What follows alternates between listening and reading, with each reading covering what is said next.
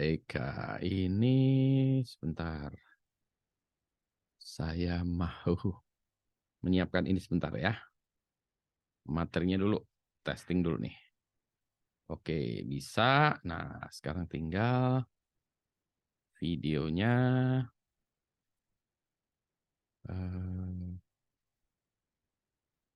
Oke, ini. Oke, baik. Saya coba set. Nah, ini dia ya. Sebentar, ini saya lagi mencari ini menunya mana. Oke. Tadi itu nggak ketemu. Belum ketemu ini. Oke, nggak apa-apa. Oke, kita mulai tentang software deployment, operation, maintenance, and disposal. Jadi kalau kita lihat dalam schedule software development life cycle, saya di dalam SDLC, maka kita lihat bahwa urutannya ya, sekarang kita sudah pada bagian akhir dari, ini udah saya share belum ya? Belum saya share kayaknya. Share screen. Nah, ini udah ya. Nah, saya coba. Ini dia. Saya coba ada ininya tuh. Ada.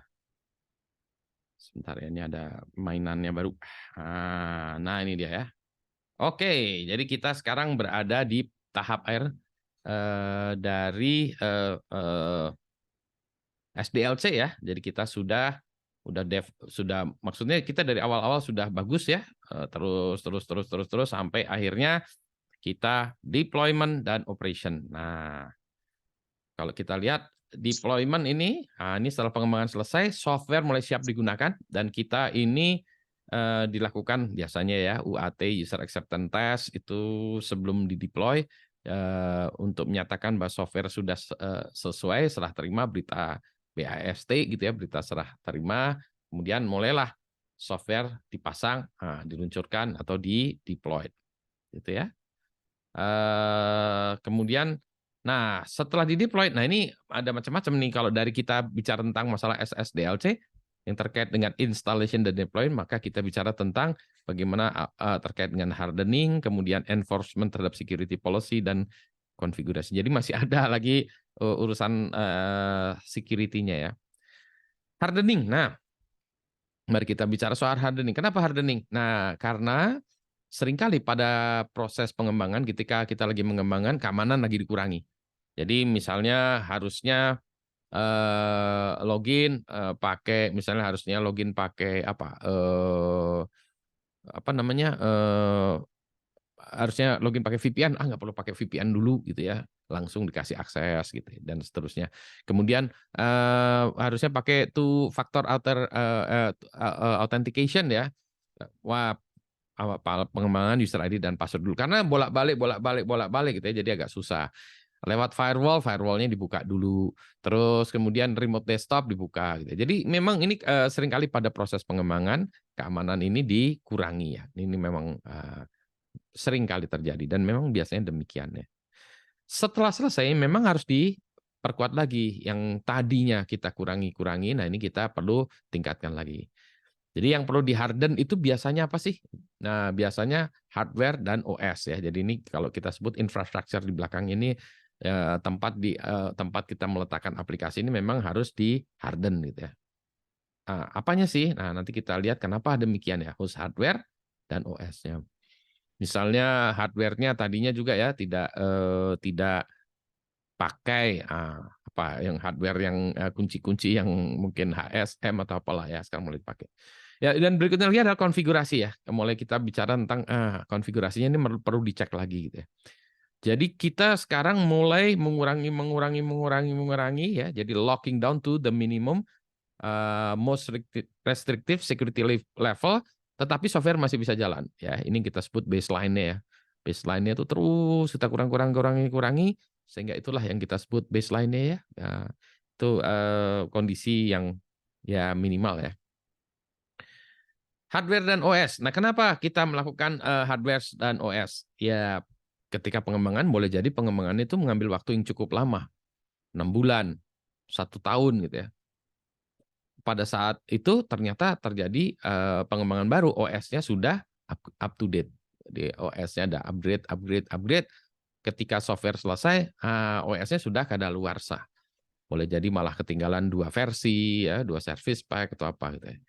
Nah, ini menjadi masalah nih, seringkali menjadi masalah juga karena ketika OS-nya sudah tersedia, ternyata hardware-nya tidak mendukung. Ya, jadi bisa jadi tidak ada OS terbaru untuk hardware tersebut karena hardware-nya itu sudah tidak mendukung OS yang baru. Nah, ini berapa kali kejadian juga begitu ya. Handphone saya juga gitu, handphone iPhone saya yang lama udah nggak bisa di-upgrade lagi. Gitu ya. iPhone berapa tuh? 5S udah nggak bisa. Kemudian MacBook saya yang lama juga nggak bisa ya. Terus apalagi udah nggak bisa di-upgrade karena OS-nya membutuhkan sesuatu di hardware yang hardware-nya tidak mendukung. Gitu. Wah, ini jadi gimana? Kita berarti kan hardware kalau dalam sebuah perusahaan kan tidak demikian mudah ya kita membeli hardware langsung beli ke toko beli hardware ya nggak bisa lah ya kayak gitu ya karena kita harus ada mekanisme procurement dan lain sebagainya gitu ya. Nah, padahal OS yang lama ini ada masalah di OS yang lama ya jadi gimana ya kita terpaksa stay pada versi OS yang lama ya. Nah, kalau hardware-nya diubah, maka ini harus menjadi merembet ya. Oke, hardware-nya harus diubah, OS-nya harus diubah. OS di atasnya diubah berarti mungkin database-nya harus diubah. Oracle-nya harus diubah versi baru. Di atas Oracle versi baru lagi itu mungkin apanya? SAP-nya atau apa CRM-nya atau apa aplikasi di atasnya harus diubah. Jadi yang hanya tadi ya ngupdate sedikit ya, merembet jadi mahal. Jadi ini memang susah ya hal-hal yang seperti ini gitu ya. Jadi ini yang perlu kita perhatikan adalah ketika kita mengembangkan sebuah aplikasi itu melakukan prediksi ya. Oh, mungkin nih kalau kita kembangkannya 1 tahun lagi ada update hardware OS atau apapun ya 1 tahun ke depan itu apa sehingga yang kita deploy saat ini itu masih kompatibel pada saat itu selesai. Ya. Setidaknya pada saat itu selesai, meskipun nantinya harus tetap diupdate lagi ya.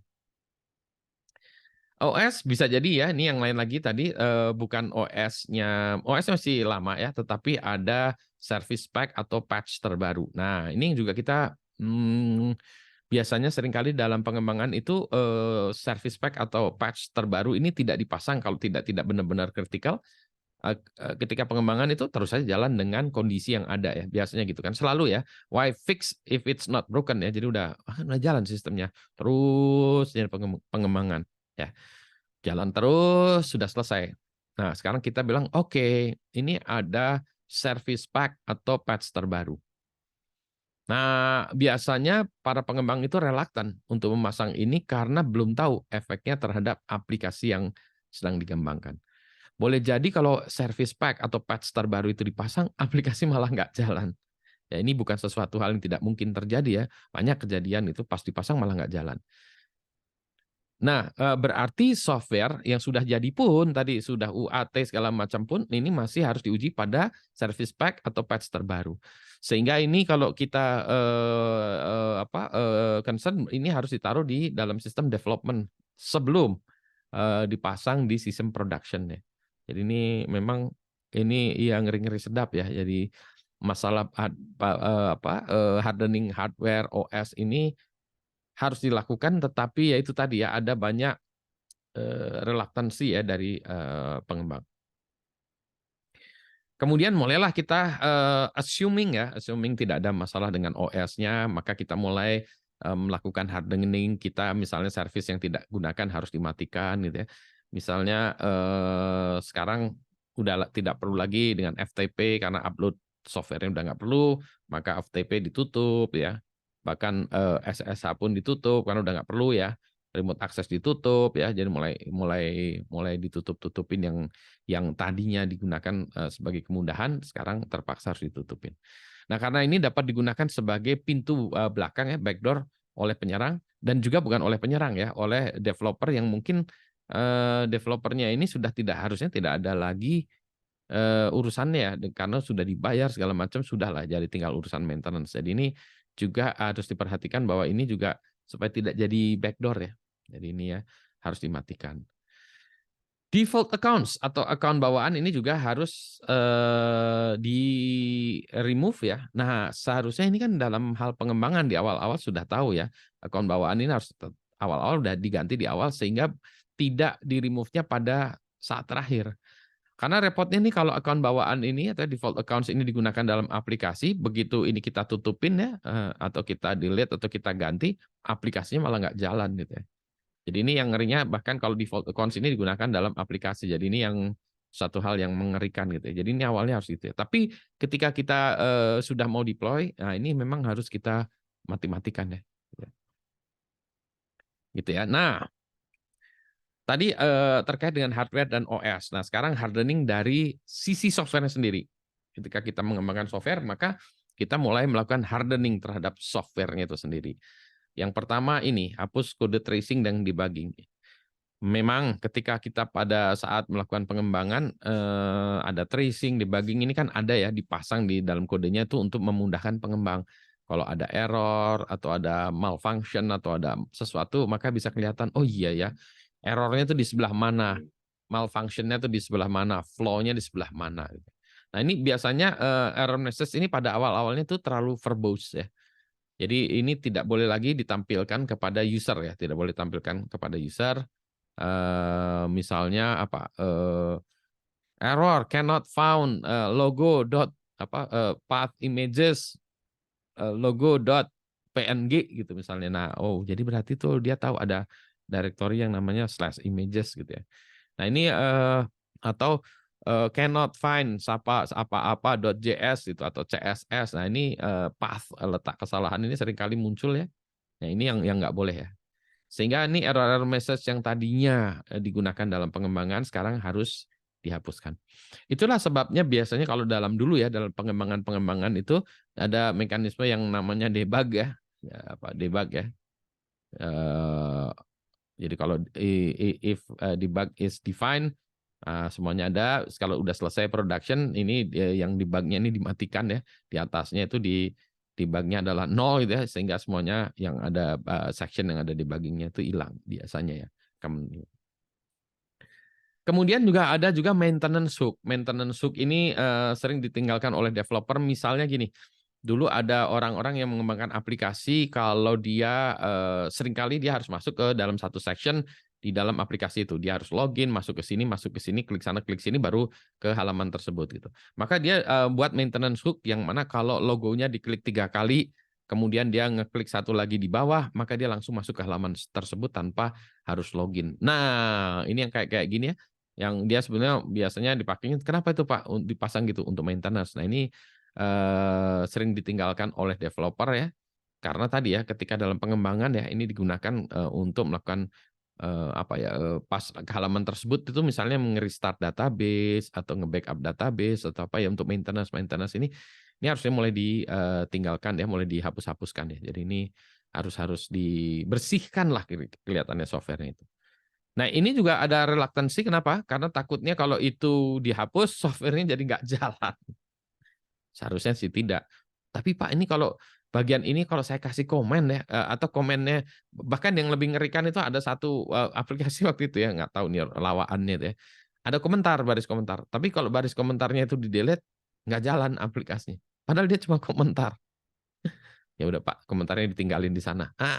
Ini something ya yang itu karena biasanya pengembang wah ini harus ada kerjaan lain yang harus lebih penting itu ditinggalin dulu nanti aja. Padahal kita tahu ada something di situ. Nah, kemudian juga nah ini yang sering kejadian juga hard code, credential dan cryptographic keys. Misalnya aplikasi kita ini aplikasi ya harus masuk ke database misalnya, akses ke dalam database. Ini kan ada kredensial ya, ada user ID dan password dari si data ya, di database ini yang kita harus gunakan. Udahlah di aplikasi ini kita hardcode dulu. Kenapa? Karena bolak-balik gitu ya. Udah dipasangin aja di sini. Sehingga ketika aplikasi yang dijalankan dia langsung connect dengan user ID dan password itu gitu ya. Nah, yang ini nggak boleh nih hardcode gini ya. Maka ini harus dimasuk dalam berkas konfigurasi. Nah, Berkas konfigurasinya ini juga yang mulai kita lihat di dalam berkas konfigurasi ini adakah kredensial atau cryptographic keys atau plain text atau mode dari si berkas konfigurasinya ini. Jadi ini dikeluarkan ke sini sehingga aplikasinya ini lebih independen, konfigurasi ada di sini. Tetapi sekarang masalahnya adalah bagaimana kita melindungi berkas konfigurasinya ini juga ya. Jadi ini supaya tidak dibuka, dicomot oleh orang yang tidak berhak, di mana dia hanya boleh dibuka oleh aplikasi ini ya. Selain aplikasi ini dia nggak bisa dibuka ini ya sini. Nah, gimana caranya? Gitu ya. Oke ya. Jadi ini yang hardening dari softwarenya. Jadi ini adalah hal-hal yang tidak terkait dengan fungsional dari software. Karena fungsionalnya sudah ya tadi sudah UAT, fungsi-fungsinya sudah disepakati bersama nih, tapi di luar fungsional ya. Ini masalah mekanisme hardening software. Aplikasi sekarang sudah umumnya aplikasi menggunakan network ya, menggunakan jaringan. Jadi sekarang ini sebetulnya hardening dari sisi jaringannya, bukan dari aplikasinya. Tadi sudah infrastrukturnya sudah ya, maksudnya dari segi server ya. Jadi hostnya, hardware, OS sudah, aplikasinya sudah. Ini jaringan ya, jaringannya. Nah ini sebetulnya topik terpisah terkait dengan network security gitu ya. Tapi disinggung sinilah sedikit ya. Misalnya yang kita perhatikan adalah bagaimana segmentasi dari jaringan yang digunakan oleh aplikasi tersebut. Misalnya servernya itu apakah perlu di dalam LAN tersendiri, VLAN sendiri, atau physical segmented sendiri ya. Bagaimana akses kontrol dari sisi jaringan ya terhadap apa namanya server-server itu sendiri ya dan lain sebagainya. Contoh misalnya kalau dulu ya, misalnya dalam hal server ini misalnya seperti server aplikasi gitu ya. Ini misalnya LAN ya, intranet ya misalnya gitu ya. Ini server DB gitu ya. Kalau gitu, oh udah kalau gitu sekarang dipindah ya sekarang. Ini diganti maka DB-nya ini langsung aplikasi ini si servernya ini ke sini gitu ya. Back to back ini. Sehingga DB-nya ini nggak bisa diakses dari LAN. Ya misalnya LAN ya. Dia database-nya ini hanya bisa diakses dari si server aplikasi ini ya. Jadi ini misalnya gini ya. Sehingga gimana pun juga database ini nggak bisa diapa-apain ya. Jadi dia harus lewat aplikasinya ini. Gitu ya. Nah, kemudian juga kita mulai memikirkan perimeter defense ya. Aplikasi sudah, ininya sudah, maka kita pikirkan apakah di sini perlu dipasangkan firewall ya. Nih perimeter defense-nya kita pasangkan di sini gitu ya. Jadi mulai ini urusannya urusan jaringan ya. Kemudian kita pasangkan IDS di sini sensornya, pasangkan untuk memonitor ya, XDR dan lain sebagainya. Pokoknya kita nih sekarang urusan ini urusan perimeter ya, perimeter defense. Protokol. Nah, protokol yang digunakan juga kalau awal-awalnya mungkin karena misalnya komputasinya sering banyak, maka awal-awalnya pakai HTTPS, kemudian sekarang harus pindah ke HTTP harus pindah ke HTTPS. Memang ini bukan isu sekarang ya. Kalau dulu masih isu, sekarang no issue, pindah ke HTTPS berarti apa? Urusannya urusan sertifikat segala macam ya. Yang harus ditanamkan di dalam ini dan seterusnya HTTPS sehingga setidaknya LAN-nya lebih aman. FTP juga misalnya masih tetap dibutuhkan, oke FTP pindah ke secure FTP. Telnet remote access yang dulu pakai telnet ini udah nggak ada lagi sih ya. Ini just in case ya pindah ke SSH dan seterusnya dan terus seterusnya.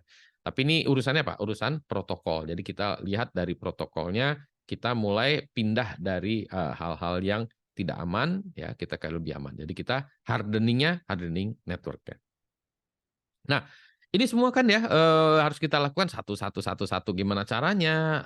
Ribet sekali ya. Maka untungnya nih ada tools, ada banyak tools. Salah satunya yang lazim dipakai itu ada yang namanya CIS ya. CIS Benchmark Tools ya. Nanti dilihat di sini ada webnya di CIS Benchmark Tool. Ini adalah tools yang mungkin sedikit mengotomatisasi gitu ya, apa ya, mencari tahu kondisi sistem kita. Tentunya sistem kita berbeda dengan sistem orang lain ya, tapi setidaknya ini si CIS benchmark ini dia bisa digunakan untuk somehow melihat yang kita sebut konsensus atau best practice di tempat lain ya, baseline tempat lain. Jadi misalnya ada CIS benchmark untuk Apache itu jalankan. Oh oke, konfigurasi Apache itu biasanya kayak gimana sih jalanin. Atau Oracle kayak gimana? Nah, kita cari CIS benchmark untuk Oracle, kita pasang, kita eksekusi, kemudian dia bisa melihat Nah, hasilnya tuh menemukan beberapa lah ini ya yang ya best practice di tempat lain.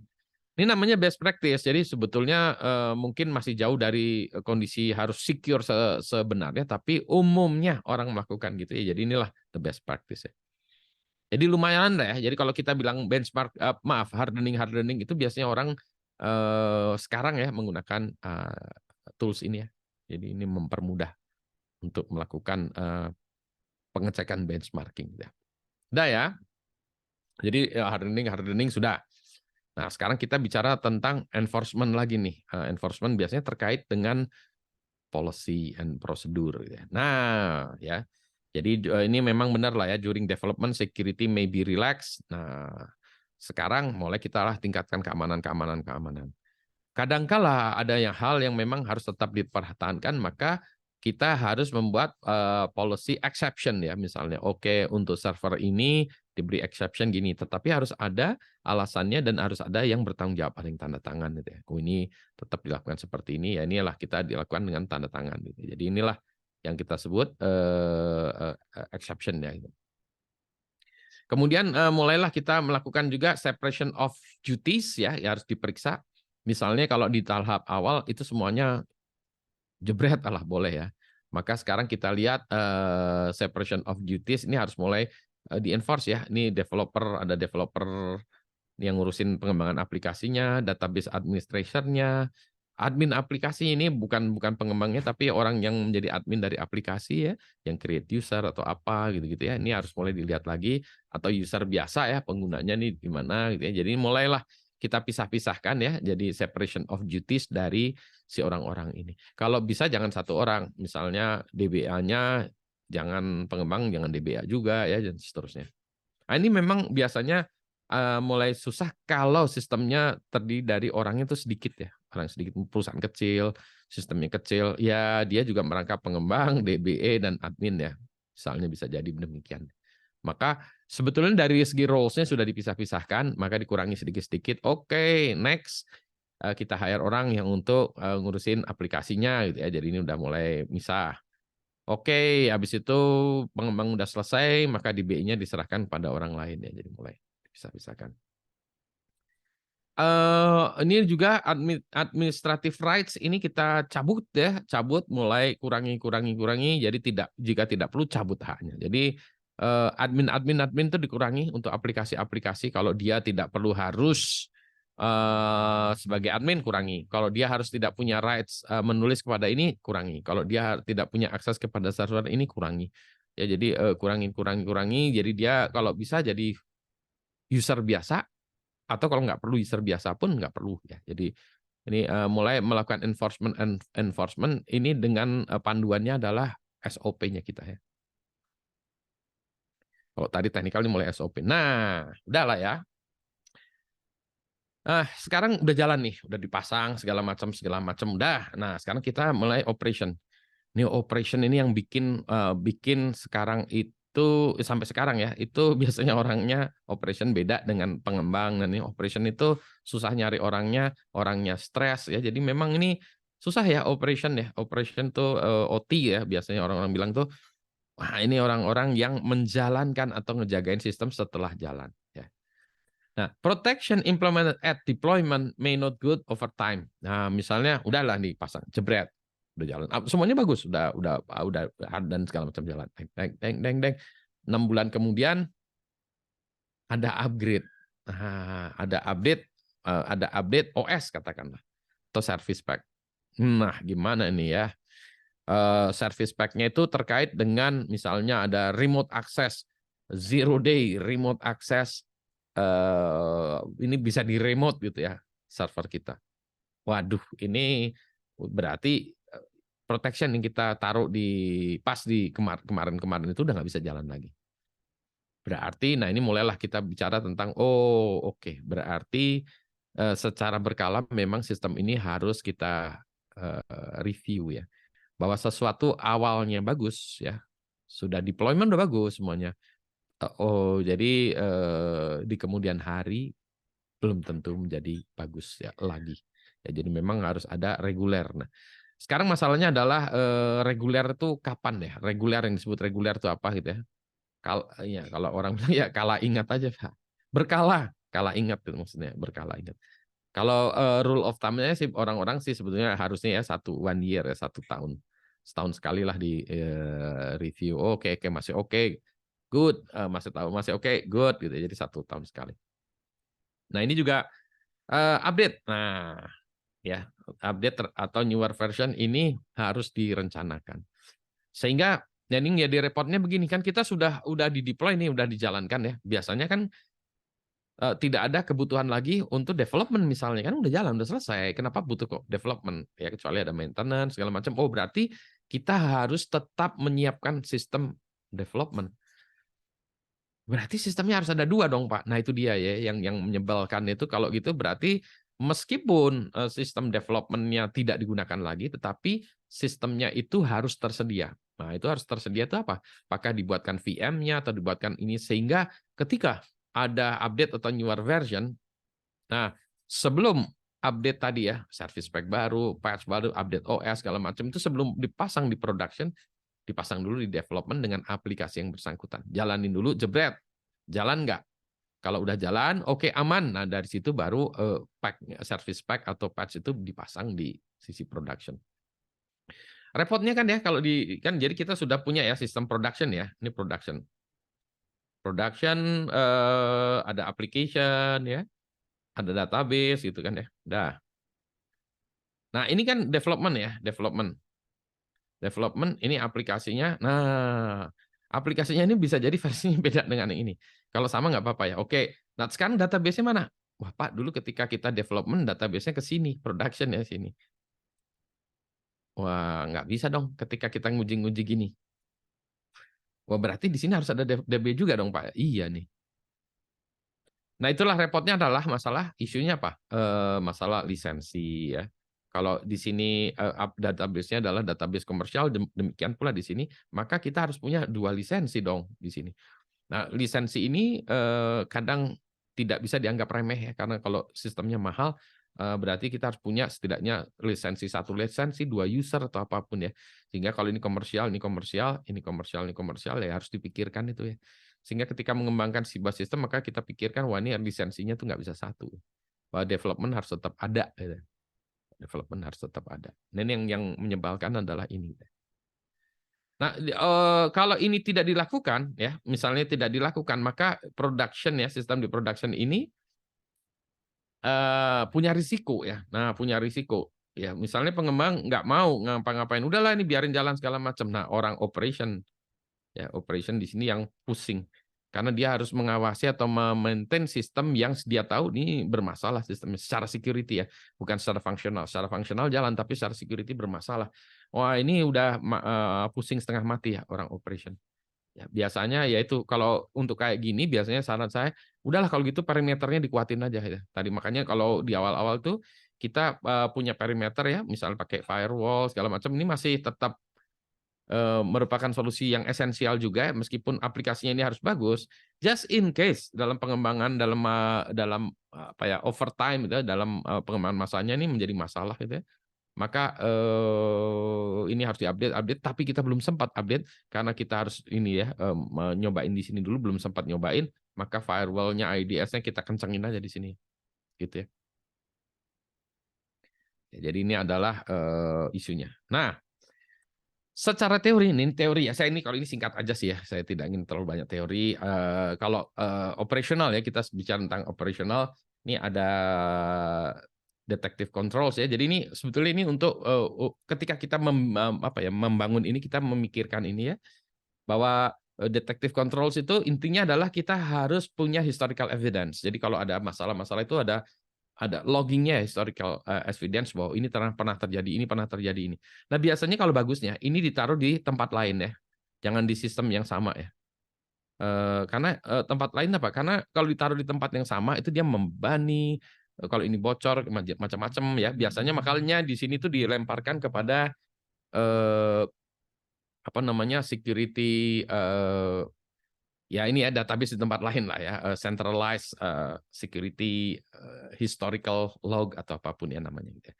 Jadi gitu ya. Jadi kendali-kendali itu ini tuh harus ada sehingga ketika kita ada masalah kita pernah cek, oh sebentar, ini kayaknya nih pernah kejadiannya dulu pernah nih 7 bulan yang lalu pernah kejadian kayak gini, terus kita ngapain? Oh iya ya, berarti ini ada siklus yang apa gitu ya. Ya. Ini adalah ininya hanya historical aja ya, jadi logik. Nah, ini juga ada yang sekarang kontrolnya adalah preventif ya, make attacker difficult to achieve their goals. Tadi ya, kita tambahin firewall, kita tambahin apa. Yang mana kita udah tahu sih sistem kita ada masalah misalnya, tapi kita melakukan preventif ya. Atau kita nggak tahu juga ya ada masalah, tapi kita preventif. Oke, kita tahu punya sistem, maka ya sudah kita pagerin, kita kasih ini, kita kasih itu, kita kasih itu. Jadi kita layering ya, sehingga si attacker itu susah lah ya, susah ya. Jadi lebih susah ya. Jadi ini preventif ya. Yang berikutnya nih deterrent ya. Deterrent ini ya ini deterrent itu sifatnya nakut-nakutin ya. Misalnya di sini kita kasih tulisan awas ada anjing galak gitu ya. Atau daerah sini dimonitor oleh CCTV gitu ya. Atau jadi ini adalah pelanggaran terhadap ini akan diproses sesuai dengan undang-undang yang berlaku atau apalah gitu ya. Sehingga orang jadi mikir lagi, pas dia ngelihat jadi mikir lagi ya. Ya jadi ini sebetulnya ini masalah deterrent itu ya untuk mencegah, tapi dalam artian membuat orang berpikir 1, 2, 3 kali. Ya. Assuming ya, udah ini preventif sudah kita lakukan, deterrent sudah kita lakukan, terjadi juga ya. Berarti korektif ya. Korektif ini adalah kendali bagaimana kita supaya bisa memperbaiki kalau ada masalah ya. Recover from problems. Oke. Misalnya ya gitu kita punya SOP untuk nge-restart server dan lain sebagainya ya. Recover from backup and restore. Kalau kita kena malware, kena ransomware ya kita bisa recover. Jadi ini korektif ya, recover. Gimana kita recover ya? Nah yang terakhir adalah compensating. Ya jadi kita gini, wah yang semuanya ini kita tahu ya ada masalah, tapi kita nggak bisa nggak bisa kita implementasikan karena due to technical and business constraint atau business constraint. Misalnya wah ini kita nggak bisa dilakukan karena servernya ini sharing server database-nya. Tadinya mau kita pisahin ya, misalnya server database ini mau kita pisahkan, LAN yang terpisah dia di belakang server aplikasi katakanlah ya. Tapi database ini dipakai untuk aplikasi yang lain. Berarti dia nggak bisa tadi ya, misalnya tadi kita pengen ini database ini aplikasi ya, misalnya aplikasi ya, ini LAN misalnya. Katakanlah ya LAN. Nah, kita pengen database-nya di belakang ini ya, di belakang ini. Jadi ini kakinya 2 lah ya, kaki yang satu yang ke LAN, ini pakai ini ya database-nya lewat si aplikasinya. Jadi database-nya nggak bisa diakses dari mana-mana. Jadi kalau nge-hack ya orang harus take over si server aplikasi ini baru ke belakang. Tapi nggak bisa Pak, karena database-nya ini lisensinya mau kita pakai di aplikasi yang lain ya, ini aplikasi yang kedua gitu ya. Nggak masuk akal juga kalau gini ya. Berarti ya ini terpaksa harus kayak gini ya. Jadi kayak gitu ya. Jadi ini terpaksa ya database-nya harus nyambung ke LAN. Gimana ya caranya? Ya kalau gitu kita kasih firewall lah ya. Jadi compensating nih gitu ya. Ya kita kasih firewall kecil yang mana dia hanya boleh diakses untuk server ini dan server ini gitu ya. Jadi ada firewall lagi within di data center segala macam ya. Ini karena itu tadi ya. Kita melakukan kompensasi terhadap karena kita nggak bisa mengamankan ini. Kita tahu ya harusnya gini tapi nggak bisa. Ya sudahlah kita amankan secara lain ya caranya dengan gini. Ini juga belum tentu bisa dilakukan karena boleh jadi Pak kalau kita pasangin firewall performance-nya turun drastis Pak. Misalnya aplikasi ini bolak-balik. Maka kita pikirkan lagi caranya lagi ya. Tapi ini compensating ini adalah seperti itu ya. Yang mana kita tahu ada cara secara teori kita bisa mengamankannya tetapi secara prakteknya nggak bisa ya. Jadi compensating. Jadi sebetulnya kendali-kendali ya, controls itu ada macam-macam ya. Ini ada macam-macam tergantung dari kebutuhannya untuk apa gitu. Baiklah, sekarang ini mungkin ada ini 3 slide terakhir ya. Monitoring. Ya, jadi kan udah dipasang semuanya udah kita ini. Nah, maka kita harus monitor. Nah, monitoring. What is not monitored cannot be measured. What is not measured cannot be managed. Tujuannya kan kita melakukan manage ya. Kita ingin melakukan manage sistem kita. Ya berarti kita harus bisa mengukur dan kita harus bisa melakukannya dengan monitoring ya. Jadi monitoring ya supaya bisa measure Ini supaya bisa di-manage gitu, jadi gitu ya. Nah, monitoring ini dilakukan ya ini ya supaya kita bisa selain tadi kebutuhan kita juga ya kita untuk compliance memang harus ada ya compliance akan memaksa gitu ya. Dan ini juga sebenarnya bagi kita tuh untuk ini provide evidence ya. Kalau ada kejadian segala macam oh ya ini ada ini kecatat gitu ya. Nah, ini buat to monitor. Nah, apa yang bisa kita monitor ya? Karena ini juga ini biasanya pemilihan-pemilihan itu akan banyak ya. Berarti kita ini tergantung ya. Eh, Pertama yang dibutuhkan ya, require-nya apa yang dibutuhkan tuh apa gitu ya. Terus apakah itu juga bisa dimonitor ya? Can be monitor ya, bisa dimonitor. Karena ada juga hal-hal yang nggak bisa dimonitor Pak. Itu karena dia tuh di dalam aplikasinya segala macam sehingga kita nggak bisa memonitor di situ. Misalnya ini yang lagi akses ini usernya siapa? Oh nggak bisa Pak itu dalam aplikasi barit di dalam apa ini di dalam aplikasinya dan aplikasinya tidak menyediakan fitur itu Pak. Wah ini susah banget ya. Berarti gimana ya? Jadi ini juga nih ya kadang tidak bisa termonitor ya nggak bisa di sorry ya yang kita nggak bisa melakukan manage ke usernya karena tidak bisa kita monitor. Ya, jadi ini satu isu sendiri ya. Monitornya bisa melakukannya secara berkala ya, kita poll ya, berarti kita polling ya.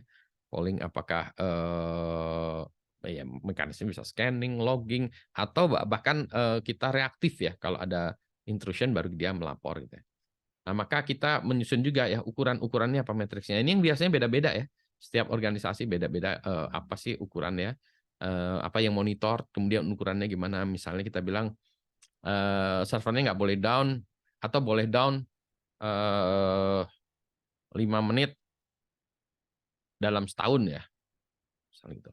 Ini unplanned ya, unplanned, tidak direncanakan. Kalau plan memang nggak termasuk ini ya, tidak 5 menit dalam setahun. Jadi oh ya kita lihat ya ukuran ya misalnya ukurannya gitu.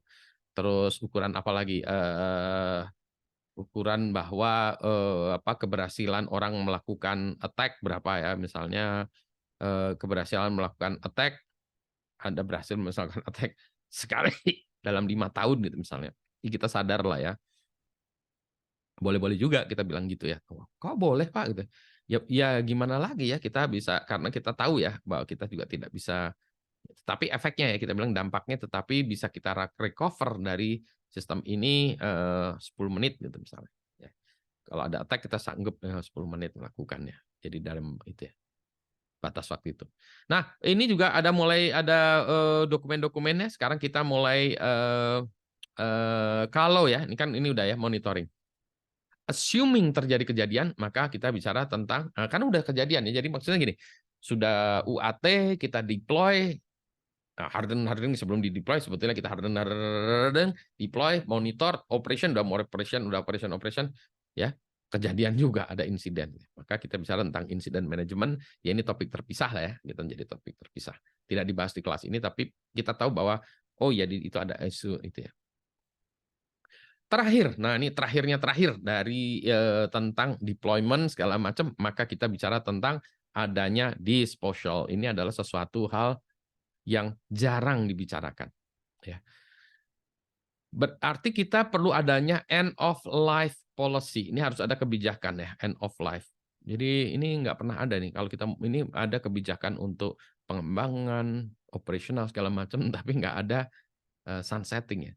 Bahwa sebuah aplikasi, hardware, software, application itu pada suatu saat akan dimatikan. Ya. Nah ini yang realitasnya demikian ya. Maka kita harus ada kebijakan ya. Apa yang harus kita kalau sebuah aplikasi itu mau dimatikan, maka apa saja yang harus kita lakukan supaya tidak